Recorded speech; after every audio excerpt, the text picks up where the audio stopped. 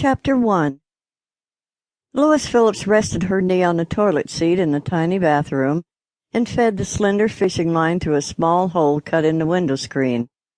Slinging a camera around her neck, she stepped outside, around the end of the motorhome to the narrow footpath separating the camping space from the precipice overlooking the reservoir. Pretending to snap pictures of the lake and surrounding area, she glanced around once. No one appeared to be watching.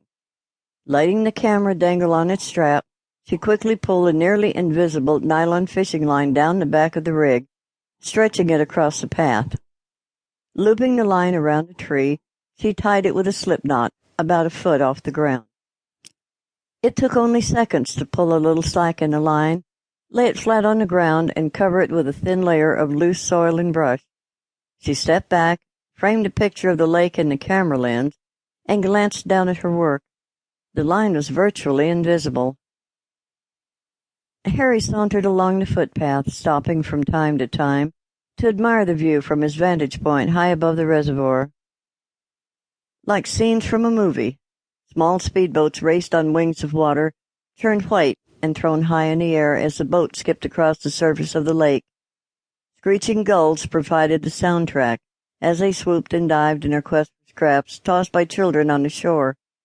He watched sailboats dancing in the distance, their brightly colored sails contrasting beautifully with the sun-sparkled blue of the water. A few cotton ball clouds decorated an otherwise clear sky. What a great day to be alive, he proclaimed to the world in general, and inhaled deeply, enjoying the scent of earth and wildflowers in the sweet, clean air. He gazed heavenward, pausing momentarily to watch the contrail of a far-off jet plane. Smiling to himself, he sauntered along the well-worn footpath behind his motorhome.